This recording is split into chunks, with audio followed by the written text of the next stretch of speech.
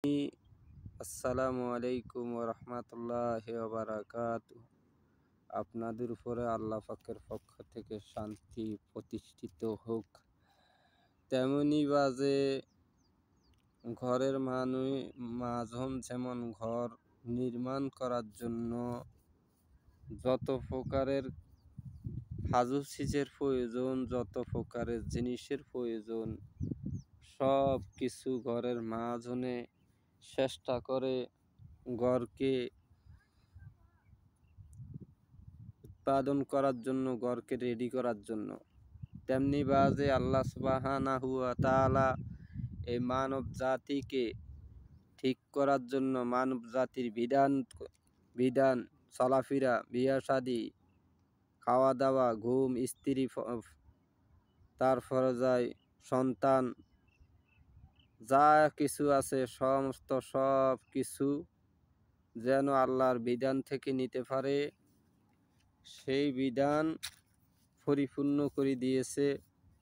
কোনো রকমের ত্রুটি রাখে নাই, কোনো রকমের ঘাটতি রাখে নাই।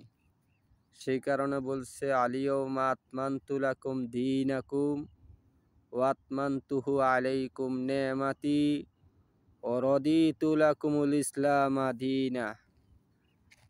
হে মানব জাতি, তোমরা জেনে রাখো, কিয়ামত পর্যন্ত আল্লাহ সুবহানাহু ওয়া তাআলা তোমাদের দ্বীনকে তোমাদের জন্য পরিপূর্ণ করে দিয়েছেন এবং আল্লাহর পছন্দনীয় দ্বীন হলো ইসলাম।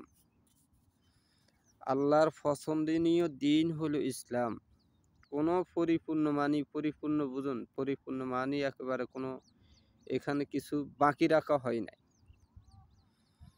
কোনো কিছু ত্রুটি রাখা হয় নাই, কোনো ঘাটতি রাখা হয় নাই। যেখানে বিদাত ঢুকাইতে পারবেন, যেখানে মিলাদ ঢুকাইতে পারবেন, 4 দিন না 40 খাওয়াইতে হইবে মুদ্দা মরার পরে, কিংবা মুদ্দা মরার পরে কোরআন তেলাওয়াত করতে হবে, এই সমস্ত কোনো কিছু আল্লাহ তাআলা কোরআনে ঘাটতি রাখেন না। যে আমরা একটা বিল্ডিং ঘর উঠাইলাম, উপরে ছাদ দিলাম, কিন্তু একজনে একটা মসজিদ বানাইলো, মসজিদ বানানোর পুরা মসজিদ কমপ্লিট, একজনে একটা স্বর্ণের ইট লই আসলো, স্বর্ণের ইট লই আসি বললো, ভাই আপনার এই মসজিদটা নির্মাণ করতে যত টাকা খরচ হয়েছে, এই স্বর্ণের ইটটা এই মসজিদের টাকার চাইতে বেশি দাম, এই মসজিদে এই ইটটা লাগাইতে হবে।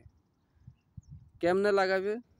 যদি লাগাইতে হয় তাহলে মসজিদের একখান ইটকে বাতিল করে নতুন করে স্বর্ণের ইট লাগাইতে হয়।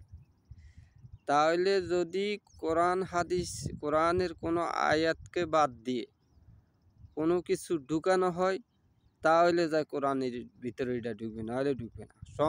সব কিছু পরিপূর্ণ করে দিয়েছে আল্লাহ সুবহানাহু ওয়া তাআলা।